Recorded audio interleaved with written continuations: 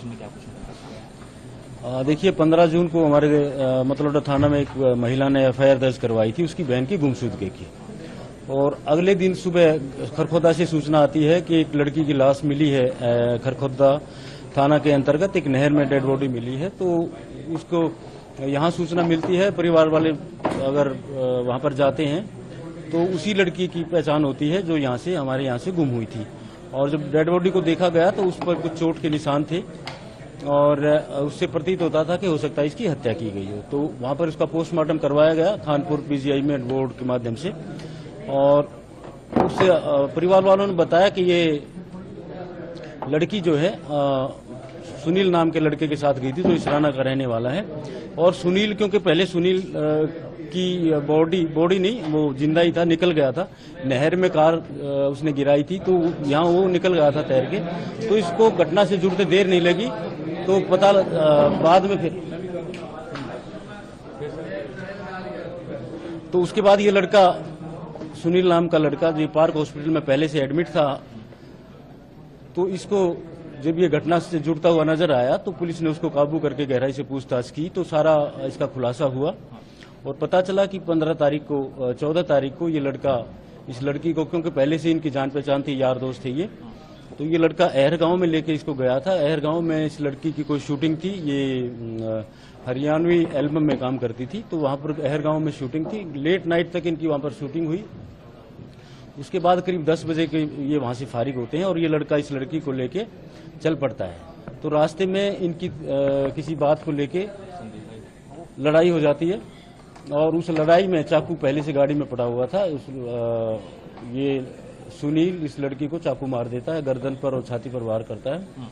और ये फिर रास्ते में जब लाते लाते पानीपत तक पहुंचे तो वो मर जाती है।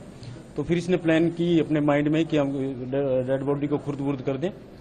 तो इसने इस प्लानिंग के साथ गाड़ी को नहर में कूदा दिया।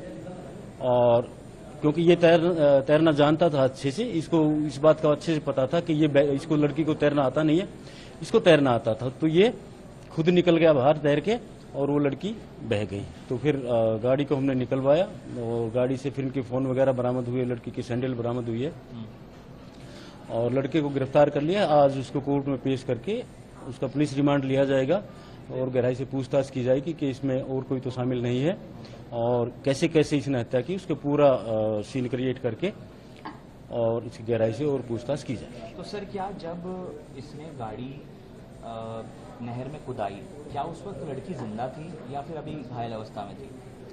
हाँ, देखिए वो पोस्टमार्टम से पता लग पाएगा कि वो जिस समय जिंदा थी या मर चुकी थी।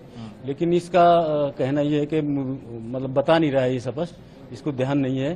तो ये तो कह रहा है कि जिंदा थी, लेकिन वो पोस्टमार्टम से क्लियर हो जाएगा कि वो मार के गिरा है कि वो गिरने के बाद मरी। रीजन ऑफ किलिंग क्या बताया सर?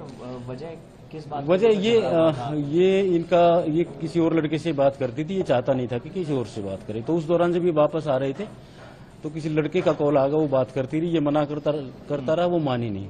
तो इस बात पर उसने इसकी हत्या कर दी। सर, एक सवाल इम्पोर्टेंट ये है कि क्या प्लानिंग और जो पूरी कॉन्स्पिरेसी थी पहले ही रची गई थी या फिर उस दौरान झगड़े के दौरान ही ये कोल्ड ब्लडेड? देखिए पहले ही कॉन्स्पिरेसी हो सकती है ये, क्योंकि पहले भी ये रोकता रहा है, मनमुटाव इनका चला हुआ था। और चाकू क्योंकि पहले से इसने गाड़ी में रखा हुआ था, तो इस संभावना से इनकार नहीं किया जा सकता। इसकी प्री प्लानिंग थी और डेड बॉडी को खुर्द बुर्द करने के लिए, सबूतों को मिटाने के लिए इसने नहर में गाड़ी को गिरा दिया। क्या सर उस वक्त जब ये बताइए सर, लड़के की क्या प्रोफाइल है, क्या करता है लड़का? लड़का कुछ नहीं करता, +2 पास है। ऐसे ही कोई प्राइवेट काम अपना करता है, कभी छोड़ देता है, कभी कर लेता है। अभी पीछे इसने करनाल में कोई होटल किया था, वो भी छोड़ दिया। तो ऐसे ही कोई जो इसको अच्छा लगता है वही काम करने लगा। सर, गाड़ी में जो है 2-3 गिलास भी मिले हैं, तो क्या इन्होंने ड्रिंक वगैरह, कुछ पार्टी वगैरह की थी, कुछ इसके बारे में? हाँ, हो सकता है इसने तो शायद ड्रिंक कर रखी थी, तो ये भी हो सकता है। जो गिलास मिले हैं तो उन्होंने ड्रिंक जरूर किया है। सर, कॉन्स्पिरेसी में सिर्फ यही लड़का है या फिर आपको लगता है कुछ? ये इसीलिए हम पुलिस रिमांड ले रहे हैं कि हो सकता है कोई और शामिल हो, तो वो गहराई से पूछताछ की जाएगी। शुक्रिया।